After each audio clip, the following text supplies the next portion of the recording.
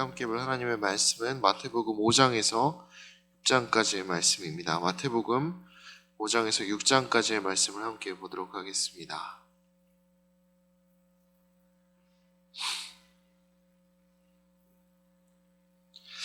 마태복음 9장 35절을 보면 이런 구절이 나오는 것을 볼 수가 있습니다. 예수께서 모든 도시와 마을에 두루 다니사 그들의 회당에서 가르치시며 천국 복음을 전파하시며 모든 병과 모든 약한 것을 고치시니라.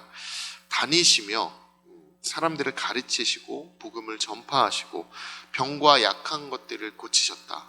예수님의 그 사역에 대한 축약이라고 보시면 되겠습니다. 그렇다면 예수님께서 가르치시는 일을 하실 때 어떤 말씀을 하셨으며 어떤 이야기를 통해 사람들의 마음 가운데 변화를 일으켰을까? 우리가 그 일들을 생각을 해보며 그 일들을 우리가 상상해 볼 때 이 말씀을 생각해 보면 그 구체적인 내용들이 무엇인지, 그리고 예수님의 그 가르침이 우리들의 마음의 변화를 일으키고자 하셨던 예수님의 그 생각들이 무엇인지 알 수가 있게 됩니다.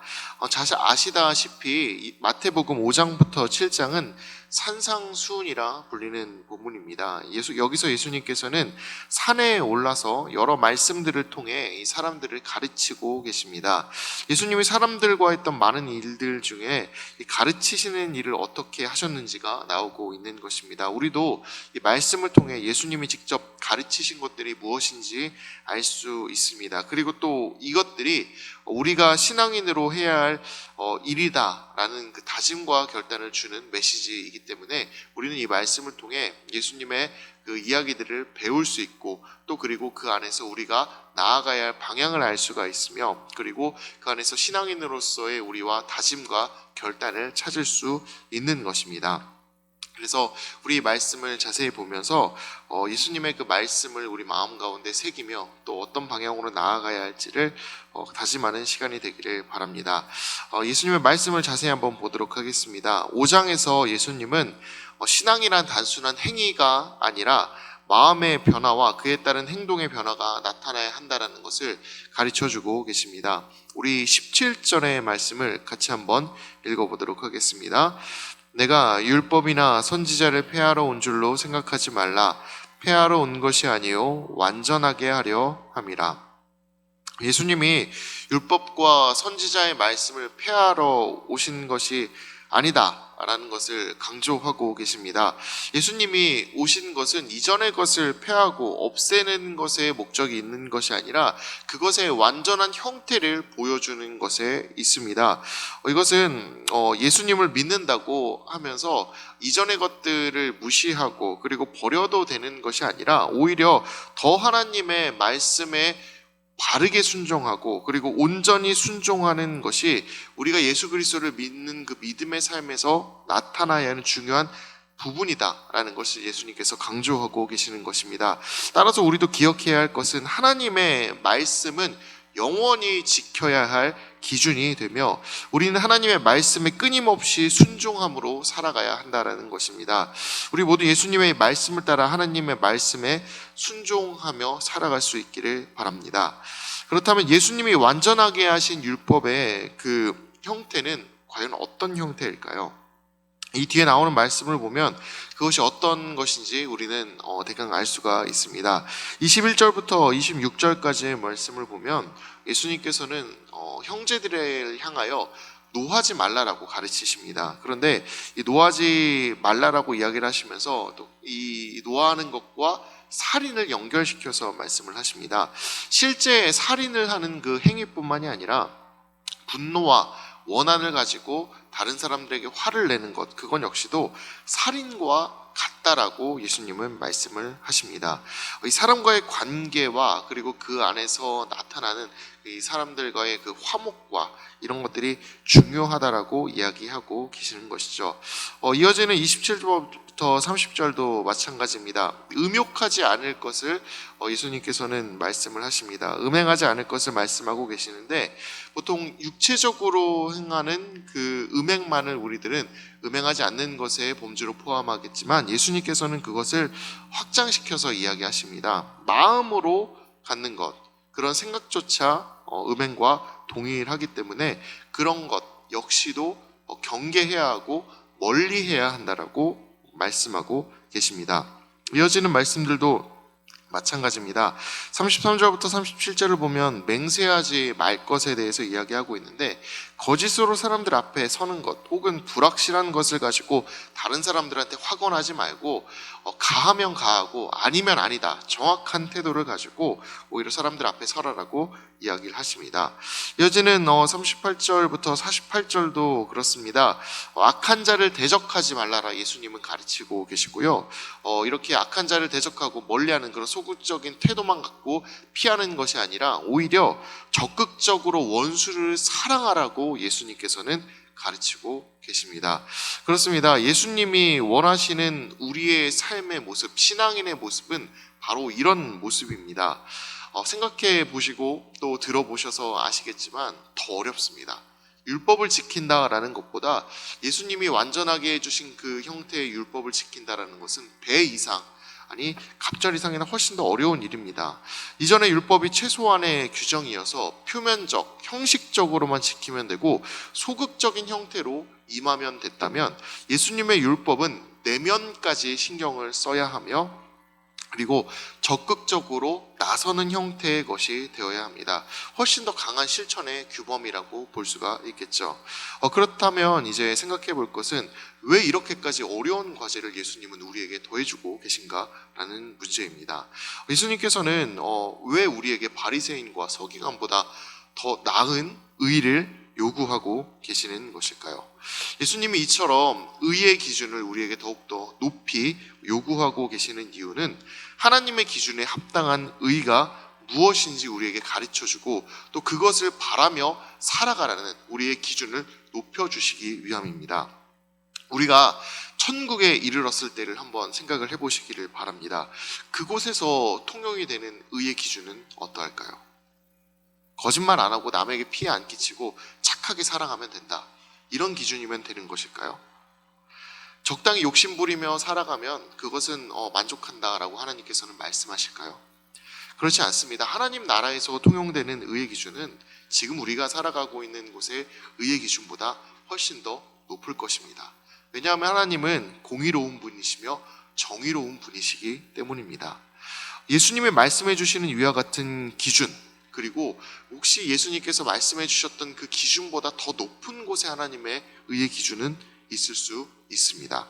그만큼 하나님의 의의 기준은 우리가 생각하고 또 우리가 살아가는 것보다 더 높은 곳에 존재하는 것입니다. 그러하기에 예수님은 이와 같은 것들을 우리에게 말씀해 주고 계시는 것입니다.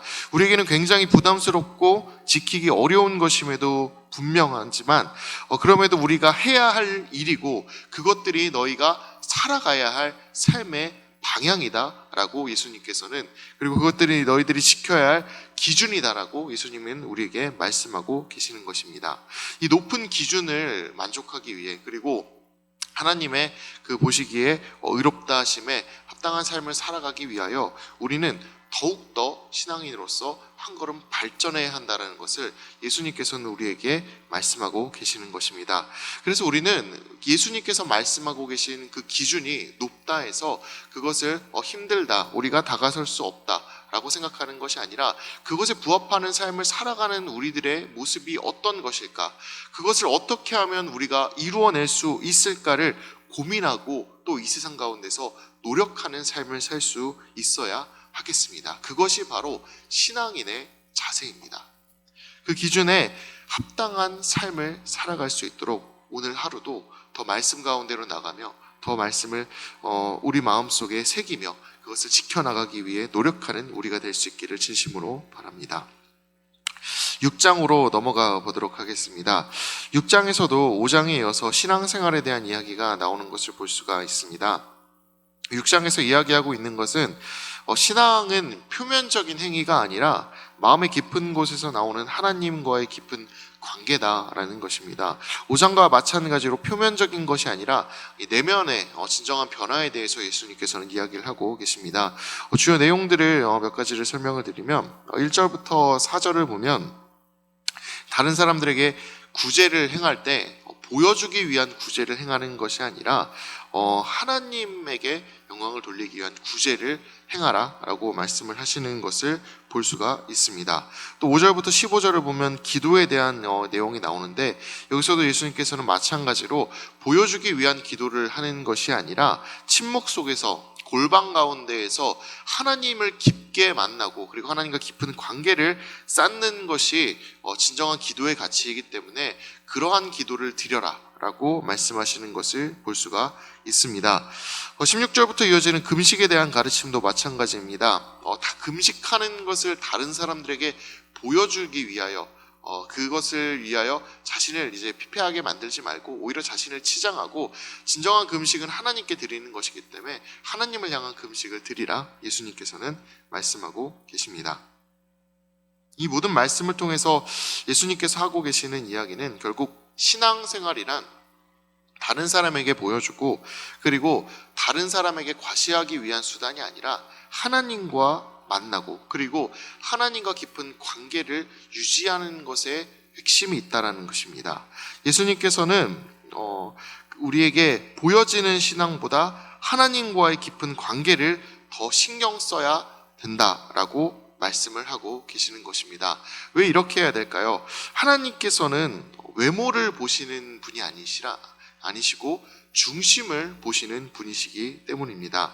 사무엘상 16장 7절에 사람은 외모를 보거니와 여호와께서는 중심을 보신다라는 이 말씀처럼 하나님은 외모나 이 표면적인 행위보다 마음과 그리고 그 마음에서 나오는 의도와 그리고 생각과 그리고 그 태도를 보시는 분이시기에 우리는 그것에 더 집중할 수 있어야 하겠습니다.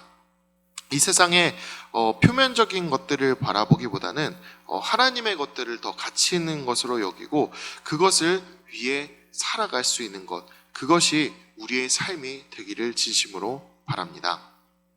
또한 19절부터 24절을 보면 지상의 재물이 아니라 하나님의 나라에 쌓을 그 재물을 우리가 더욱더 바라야 한다라고 가르치는 것을 볼 수 있는데, 이 세상에 있는 그 썩어질 것들에 마음을 두는 것이 아니라 하나님의 나라에 있는 그 재물을 추구하는 삶을 살아가라고 이야기를 하고 있습니다. 이것이 우리에게 주는 그 메시지는 바로 우리의 신앙의 그 방향성을 어디에 두어야 하는지입니다. 우리가 이 세상에서 우리가 보여지는 것 그리고 표면적인 것, 그런 것들을 위하여 신앙생활을 하는 것이 아니라 하나님 나라 그리고 하나님이 주실 것들을 바라면서 신앙생활을 해 나가는 거기 때문에 우리는 지금 보여지는 그 표면적인 것들에 집중을 하는 것이 아니라 하나님의 것들에 집중을 할 수 있어야 하겠습니다. 예수님이 가르쳐 주시는 이 말씀들처럼 우리는 표면적인 세상의 것들에 집중하면서 살아가는 것이 아니라 하나님의 더 나라에 그리고 하나님의 가치에 집중할 수 있기를 진심으로 바랍니다. 5장과 6장에서 내리는 결론은 다음과 같습니다. 진정한 신앙인은 표면의 행위나 보여지는 것들에 연연하지 않습니다. 마음 깊은 곳에서 나오는 하나님과의 관계에 더 집중하는 삶을 살게 됩니다. 그리고 이 세상이 아닌 하나님의 나라를 우선으로 하는 삶을 살아갈 수 있어야 합니다. 예수님이 원하시는 삶이 그리고 예수님이 원하시는 신앙인의 모습이 바로 이런 모습입니다. 우리도 예수님이 말씀하신 이 가르침을 마음속에 새기며 표면적인 것들이 아닌 하나님과의 깊은 관계를 쌓아가는 그리고 하나님의 것들을 바라며 나아가는 신앙인의 모습으로 우리들을 변화시켜 나갈 수 있게 되기를 진심으로 바랍니다. 이제 마태복음 5장에서 6장까지의 말씀을 경청하도록 하겠습니다. 주의 말씀은 내 발의 등이요 내 길의 빛이십니다. 아멘.